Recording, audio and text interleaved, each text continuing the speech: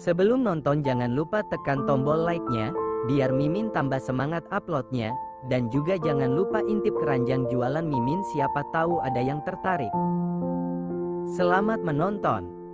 Aku mencintaimu Julia, sangat mencintaimu.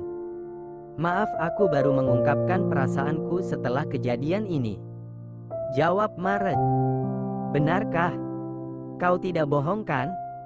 Kau mengatakan ini bukan untuk membuat hatiku senang saja. Tidak sayang. Aku bersumpah kalau aku mencintaimu, bahkan aku sudah mencintaimu dari awal pertemuan kita. Saat malam panas pertama kita. Tapi bodohnya, aku baru menyadarinya akhir-akhir ini. Marge. Lirih Julia. Air mata haru pun mengalir begitu saja di pipinya. Jangan menangis sayang. Nanti anak kita ikut menangis. Ucap Marge sambil menyeka air mata Julia. Kita buka lembaran baru pernikahan kita ya. Kata Marge lagi dan dijawab dengan anggukan kepala oleh Julia. Tapi sayang, ngomong-ngomong apa kau melihat siapa pelaku yang menabrakmu? Tanya Marge yang baru ingat kalau nyawa anak dan istrinya terancam karena ditabrak. Julia menggelengkan kepalanya. Kejadiannya begitu cepat, yang aku ingat dia memakai motor bebek dan berpakaian serba hitam. Jawab Julia. Akan aku cari tahu siapa yang sudah melakukan tabrak lari padamu. Akan kupastikan orang itu mendekam lama di balik jeruji besi. Geram Marge. Marge pun mengeluarkan ponselnya untuk menghubungi Neon. Siapa yang mau kau hubungi? Tanya Julia curiga, feelingnya mengatakan pasti Marge akan menghubungi Neon. Neon. Aku mau menyuruh dia untuk mencari tahu siapa yang sudah melakukan ini padamu. Jawab Marge. Dia kan sedang cuti Marge. Cegah Julia. Tapi ini darurat Julia. Balas Marge. Tapi katakan pada Neon untuk tidak memberitahu nenek. Aku tidak mau membuat nenek khawatir. Balas Julia. Marge menganggukkan kepalanya sambil mengelus rambut Julia. Tut, tut, tut. Halo. Jawab Neon setelah bunyi nada sambung hampir habis. Di mana kau? Tanya Marge tanpa basa-basi. Di kantor catatan sipil, sedang mendaftarkan pernikahan.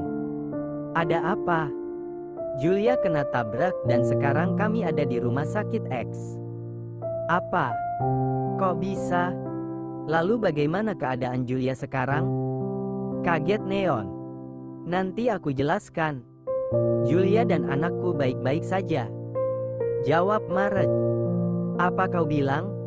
Anakmu? Maksudmu Julia? Neon menggantung kata-katanya. Iya, Julia sedang hamil. Tapi kandungannya tidak kenapa-kenapa. Jawab Marge.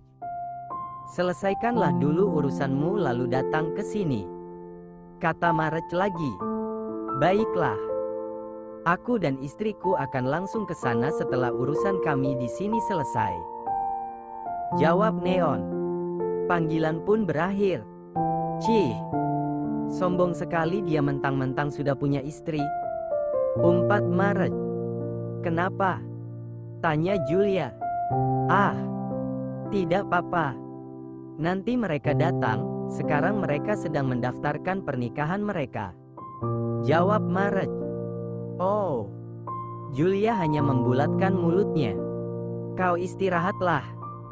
Aku suruh orang dulu untuk memeriksa CCTV yang ada di sekitaran tempat kejadian. Ucap Marge. Julia menganggukkan kepalanya. Dan Marge pun berjalan menjauh dari ranjang untuk menghubungi Han Knox. Di kantor catatan sipil. Ada apa? Kak Julia kenapa? Tanya Novi. Julia ditabrak dan sekarang sedang ada di rumah sakit X. Jawab Neon. Apa? Terus sekarang Kak Julia gimana? Julia dan anaknya baik-baik saja. Anaknya? Kak Julia hamil? Kok bisa? Bukannya pernikahan kita dengan Kak Julia hanya beda 1 hari? Tanya Novi dengan polosnya. Novi sayang, mereka memang baru menikah.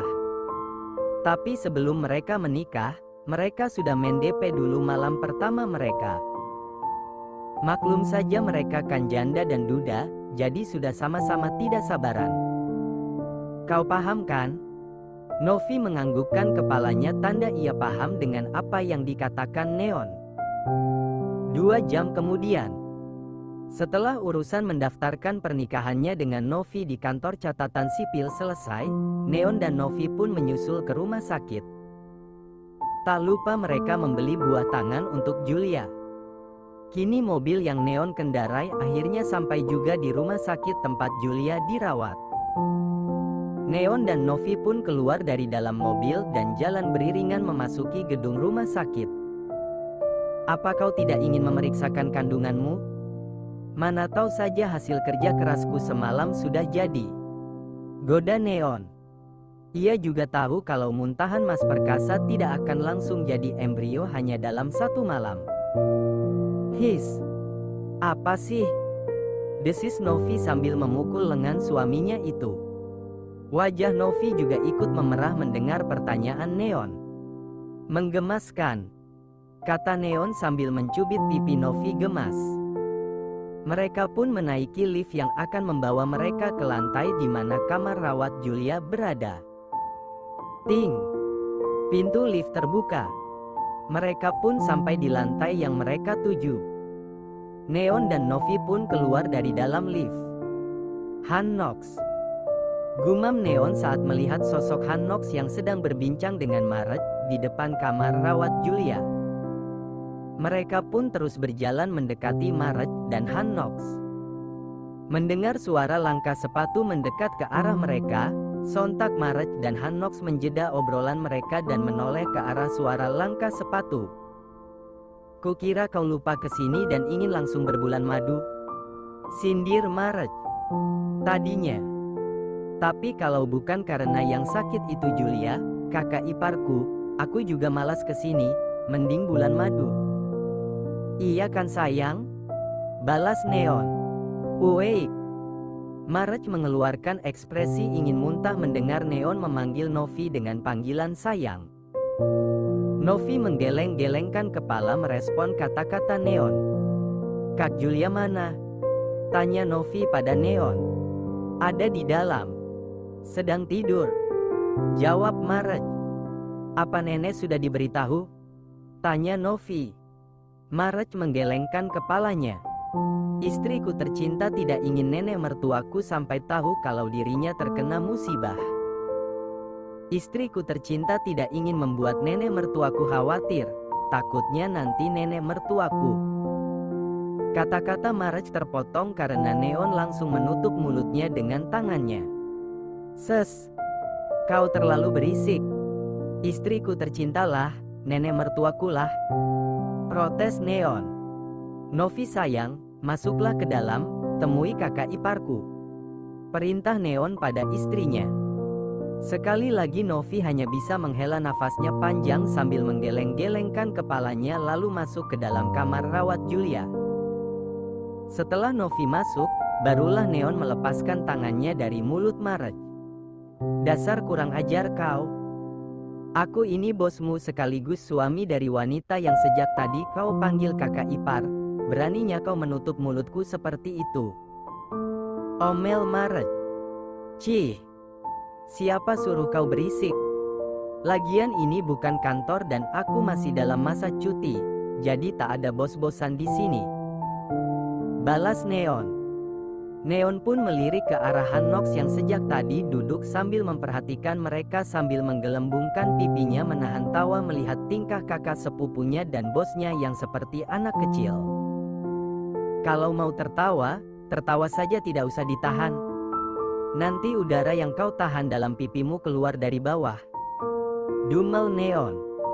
Sontak Han Nox mengubah ekspresi wajahnya menjadi datar. Sepertinya keakraban kalian bukan hanya sekedar partner kerja. Selidik Maret. Apa aku belum bilang kalau Han Nox adalah adik sepupuku? Balas Neon. Maret pun menggelengkan kepalanya karena memang Neon tidak pernah memberitahu dirinya. Ya sudah, sekarang kan sudah kuberitahu. Hannox ini adalah adik sepupuku. Dia ini sebenarnya seorang hacker, tapi bisa juga kita suruh-suruh untuk mencari seseorang. Kata Neon lagi. Jadi tugas apa yang diberikan pria ini padamu? Tanya Neon pada Hannox. Pelak. Marek memukul lengan Neon. Pria ini, aku ini suami kakak iparmu. Protes Marek. Cih. Deci Neon sambil memutar bola matanya malas lalu duduk di sebelah Hannox. Ternyata mantan suami Julia yang melakukan semua ini. Kata Marek menjawab pertanyaan Neon untuk Hannox. Benarkah? Lalu, apa kalian sudah melaporkannya ke polisi? Tanya Neon. Marek menggelengkan kepalanya. Aku ingin menghajarnya dengan tanganku terlebih dulu sebelum ku serahkan ke kantor polisi. Jawab Marek dengan sorot mata penuh dendam. Makanya aku dan Hannox sedang membicarakan tempat untuk mengeksekusinya. Kata Marek lagi. Bagaimana dengan gudang kosong kita yang ada di dekat hutan? Kita bawa saja dia ke sana. Usul Neon. Ya, kau benar juga. Kenapa aku tidak ingat kalau aku masih punya gudang di sana ya? Desis Marek. Memangnya apa yang kau ingat tentang perusahaanmu? Karena selama ini aku yang urus ini itunya. Kau kan cuma tahu tanda tangan berkas yang sudah kuperiksa terlebih dahulu. Balas Neon. Untung saja aku asistenmu. Kalau tidak, bisa-bisa kau kehilangan perusahaanmu. Dumel Neon lagi. Oh, jadi kau menyombongkan diri? Balas Marek dengan tatapan mengintimidasi. Baiklah. Mulai bulan ini gajimu aku naikkan 2 kali lipat. Kata Marek lagi. Mata Neon membulat mendengar Marek menaikkan gajinya. Benarkah? Kau tidak salah minum obat kan? Tanya Neon masih meragu. Benar. Apa kau mau gajimu aku naikkan 3 kali lipat? Jawab Marek. Perasaan Neon semakin tidak enak. Tidak usah, 2 lipat saja. Jawab Neon. Gaji naik 2 kali lipat saja Neon sudah merasakan hal yang tak beres. Apalagi jika 3 kali lipat. Pasti ada sesuatu yang lebih dahsyat mengancam waktunya. Baiklah kalau kau tidak mau. Kalau begitu nanti setelah kau selesai cuti, kau yang urus perusahaan selama sebulan. Karena dokter bilang, Julia harus bed rest selama sebulan agar janinnya semakin kuat. Kau bawa saja berkas-berkas yang harus kutanda tangani ke apartemen. Ucap Marek. Benarkan feelingku? Dumel Neon dalam hati sambil menghela nafasnya. Apa kita sudah bisa berangkat sekarang? Tiba-tiba Hannox membuka suaranya karena merasa muak dengan perdebatan Marek dan Neon. Marek dan Neon pun menganggukkan kepala mereka bersama. Tunggu aku pamit pada istriku dulu. Kata Neon. Aku juga. Timpal Marek. Neon dan Marek pun masuk ke dalam kamar rawat Julia untuk berpamitan pada istri mereka masing-masing. Enak sekali mereka sudah punya istri. Aku juga sepertinya harus segera mencari istri agar ada yang bisa kupamerkan. Lirih Hannox setelah Marek dan Neon masuk ke dalam kamar rawat Julia. Di dalam kamar Julia. Kau sudah bangun sayang? Tanya Marek sambil berjalan mendekati ranjang Julia. Sejak Novi masuk. Jawab Julia. Sayang, aku tinggal sebentar ya, ada yang harus aku urus terkait si penabrak lari. Tidak apa-apa kan? Tanya Marek meminta izin. Apa orangnya sudah ketemu? Tanya Julia. Marek menggelengkan kepalanya. Tapi tim kepolisian sudah berhasil menemukan titik keberadaannya. Makanya sekarang aku dan Neon ingin ikut ke sana. Jawab Marek. Kamu juga ikut sayang? Tanya Novi pada Neon. Neon menganggukkan kepalanya. Boleh kan? Boleh. Tapi lama tidak. Kan kita harus membeli pakaian untukku. Astaga, aku lupa. Pekik Neon. Begini saja, kalau sampai jam 7 malam aku tidak kembali, kau beli saja lewat aplikasi. Usul Neon. Tapi ponselku kan masih poliponik sayang. Jawab Novi jujur. Neon pun mengeluarkan ponselnya dari dalam kantong celananya. Pakai ponselku, belanjalah sesukamu. Ini pin m-bankingku, kata Neon sambil memberikan pin m-bankingnya pada Novi. Kau mengertikan cara memakainya?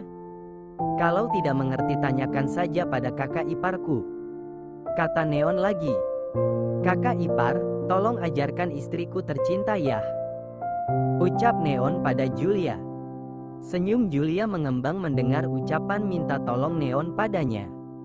Pastinya adik iparku, balas Julia. Sedangkan Marge memutar bola matanya malas mendengar keuuan Neon dan Julia. Sudah, ayo kita pergi, kata Marge. Kap. Marge mengecup kening Julia. Aku pergi ya sayang, pamit Marge. Tak ingin kalah dari Marge, Neon pun mengecup Novi tapi bukan di kening melainkan di bibir. Kap, aku pergi ya sayang, pamit Neon pada Novi. Melihat itu, Marge juga tidak mau kalah lagi. Kap. Kali ini Marge mengecup perut Julia. Dedi pergi dulu ya sayang, ucap Marge di depan perut Julia. Marge tersenyum licik karena yakin kali ini pasti Neon tidak bisa membalas. Tapi sayangnya Neon tak kehabisan akal untuk membalas aksi Marge. Neon juga mengecup perut Novi. Pasukan Mas Perkasa, papi pergi dulu ya. Kalau kalian tidak bisa menembus pabrik produksi, tenang saja, nanti malam papi kirim lagi pasukan yang lebih banyak, ucap Neon.